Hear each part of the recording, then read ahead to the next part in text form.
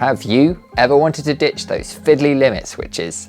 This little clicky thing tells most printers and other machines they're home until it snaps or its wires get all tangled up in the moving bits. With just a £4 stepper driver, your project can feel the range of its motion and we can forget about limit switches. This demonstration of the program shows how the stepper driver can find the two ends of its travel using just its normal motor wires and then return to center. Hi, I'm Lewis and this is DIY Machines, a channel where I share with you step by step how to recreate amazing projects. So, why is this such a good thing? Well, first, the pros. You don't need to worry about adding additional mounting points to your project designs. There are less components to use and pay for, and you don't need to run long dangling cables to one or both ends of your carriage or other moving platform. And of course, there are always some cons. You're going to need to get yourself some StallGuard capable drivers, and the accuracy of the homing isn't so good at slower speeds. This video has been made possible thanks to PCBWay, whose services I will tell you about a bit later, and Andrea Favero. I hope I've got your name right. He's a kind and clever maker who has written and shared the code used in this demonstration. First, let's quickly go over some of the basics of a stepper motor, as this is going to help you understand some of the concepts later on. Now, stepper motors come in all sorts of different shapes and sizes. Most stepper motors have around 50 teeth on their rotor. The rotor is simply the rotating part of the motor. The stationary part, which is a collection of magnets surrounding the rotor, is called the stator. When the stator's coils are energized, the rotor rotates step by step, hence the term stepper motor, and locks itself into the position of each of the new changing magnetic fields. Now, stepper motors generate back EMF as they move. This is going to be important later. Back EMF is simply a voltage produced when the rotor moves through the motor's magnetic fields. The faster the rotor moves through these fields, the more back EMF is generated. Some motor drivers, such as the TMC2209 that we're using for this demonstration, has some internal sensing circuitry that can monitor this back EMF. This can help estimate a load on the motor or detect a stalling condition. Just a quick note here on stepper motors and their naming convention. Now, stepper motors are usually referred to as NEMA 17, NEMA 23, NEMA and some other number. This has got nothing to do with their torque, holding strength, speed, step size, voltage, current, capacity or anything like that. It's merely a standardized number representing the spacing of the holes on the front plate of the motor, so how you can expect to mount it. NEMA is an acronym which just stands for the National Electrical Manufacturer Association, which is the body that created this standard for the faceplate sizes. We're going to briefly go over how to put together the physical circuit now, and to follow along you're going to need just a few components. This one I have put together on a breadboard using some jumper wires following this wiring diagram. As always, you'll find links to all of the individual components and some kits available on Amazon and Etsy down below this video. Now, to make things even tidier, I have created this little PCB which holds all of the components together nicely without that little snake pit of wires. Now, if you want to assemble one of your own, you just need to insert the components through the board where they're labelled and solder them into place. The PCB will allow you to power the circuit with either soldered wires, wires attached with a screw terminal, or via a DC barrel. You're also able to attach a breadboard at the bottom, giving you access to all of the pins of the RP2040. To create the stalling condition, you can keep it super simple and just carefully grab a hold of the shaft of the stepper motor, or if you wanted to and have a 3D printer, You can 3D print this little mount which attaches directly on top of the stepper motor.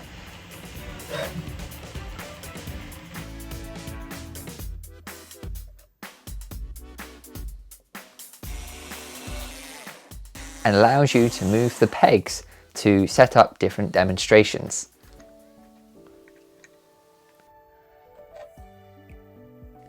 I want to take a quick moment to tell you about this video sponsor, PCBWay, who, as the name suggests, manufacture PCBs. I've been using them to do this for almost 5 years now for my projects and hobbies. But did you know that's not the only thing they do? They can also provide you with PCB assembly, 3D printing with all sorts of materials and processes, sheet metal work, and CNC machining. This means you could have everything you need manufactured for your project by PCBWay, making them a true one-stop solution. Swing by their website at pcbway.com, and if you're a new customer, they'll give you a $5 welcome bonus.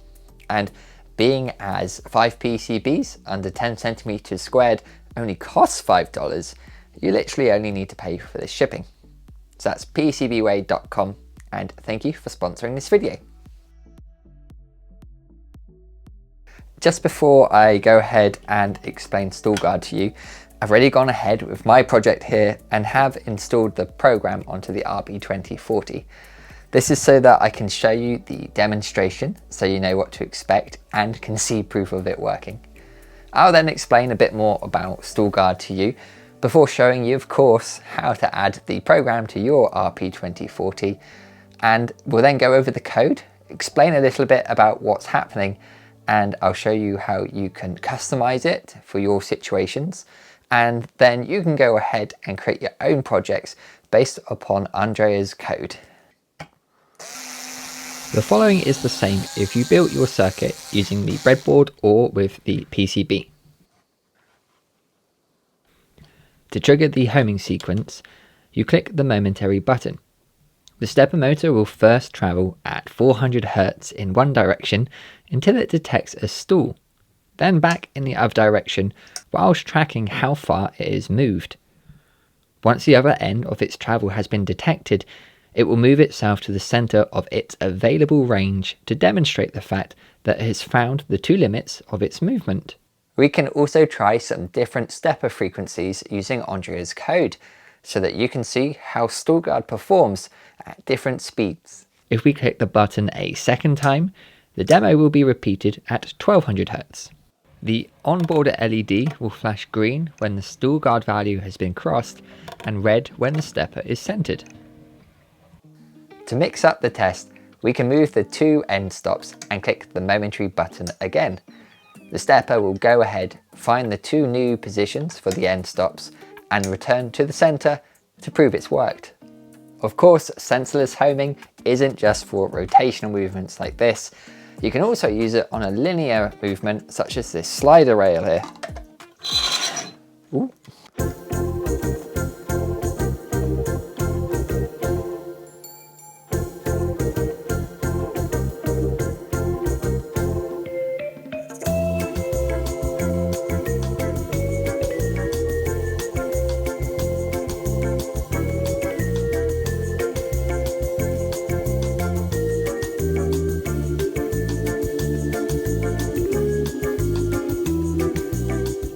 Cool, huh? So StallGuard is a feature of certain trinamic stepper drivers, which is able to detect when the motor has stalled. It does this by cleverly monitoring back EMF, which you'll remember we mentioned earlier on in this video.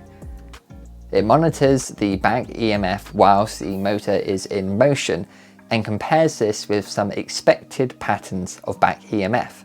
So a stall occurs when the rotor inside of our stepper can no longer follow the commanded magnetic steps, usually due to mechanical resistance, an obstruction, or perhaps too much speed. When this occurs, the expected back EMF pattern drops or becomes unstable and unpredictable. StallGuard then can detect this change and act accordingly. So the driver is continually generating a StallGuard result, which reflects the load on our motor. As the load increases or a stall occurs, the value of the StallGuard result decreases. In our demonstration, we're monitoring this value of SG result using single wire UART, which is a communication between the stepper driver and our microcontroller. We then use our own logic inside the RP2040 to evaluate whether we think a stall has actually been detected. Alternatively, you can define a variable on the driver itself called the StallGuard threshold. When the driver sees the StallGuard result fall below your StallGuard threshold, it will flag this up on the diag pin or diagnosis pin on the driver, which is this one here. One other value worth knowing is called the velocity threshold. This is a value you can define on the driver which sets the lowest speed at which StallGuard will run. This is because at slower speeds, StallGuard is not as effective. So in short, StallGuard can monitor how hard your motor is working by monitoring the back EMF. Now, if the effort spikes or the back EMF suddenly drops, then we can assume that the motor has stalled or is at least skipping steps. 5 Python files written by Andrea control the whole demo.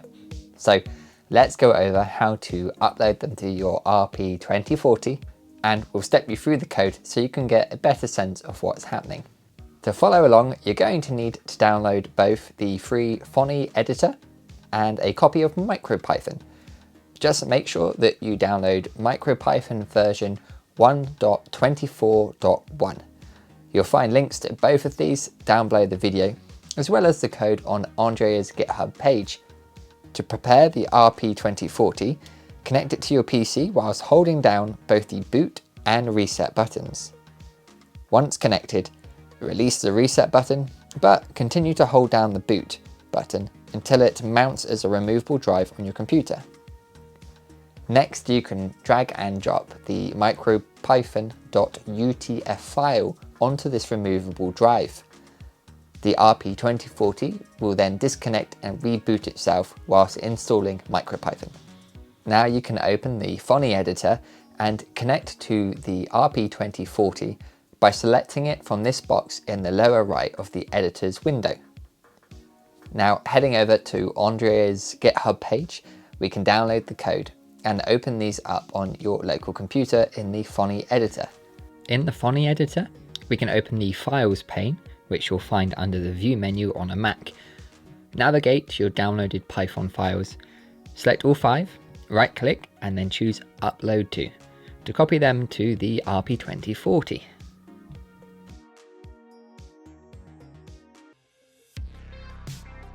Let's have a high-level look through those 5 Python files which are used to power the project, so you can have a better understanding of how they work with one another. Example.py. Well, this is the main entry point for the code, and it's the one that pulls all of the others in together.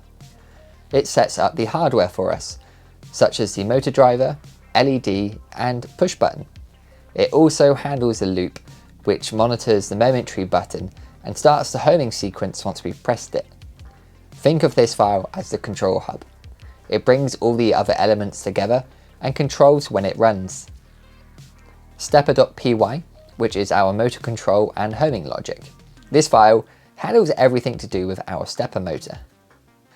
The RP2040 and its successor, the RP2050, both usually found in Raspberry Pi Picos, have programmable input-output pins.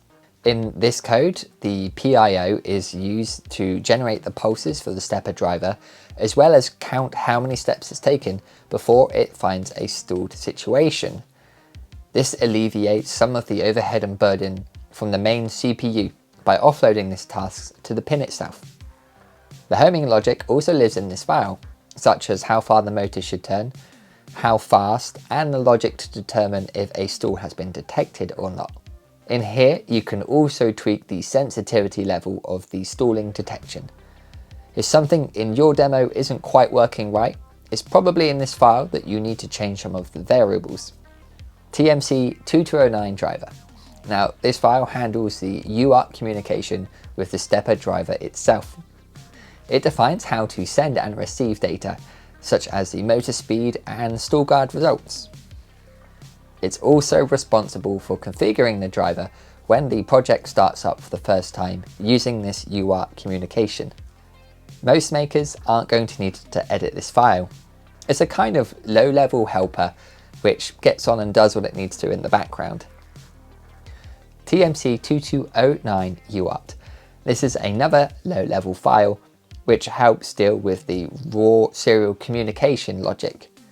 This is a technical file which formats and passes the data sent to and from our motor driver. It also deals with things such as CRC checks and register addresses. RGB LED manages the onboard LED to give us some color-coded feedback on the status of our program. Together, they make it easy to do sensorless homing and tweak it to suit your own project. To run the program, you'll need to open the file example.py, making sure that you open the copy located on the RP2040 and not the one on your computer. You can then click Run Current Script. At this point, pressing the button on your hardware should trigger those homing routines we looked at earlier. Now, if you want the code to run automatically when the RP2040 receives power, rather than having to plug it into your computer and press start in the editor, we can save a second copy of this file onto the device and just rename it as main.py. Any file found by the microprocessor when it switches on called main.py is run automatically.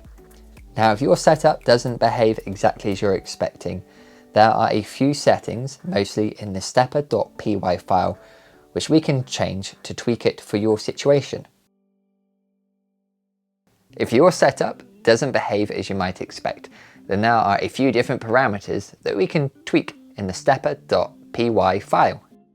Homing range.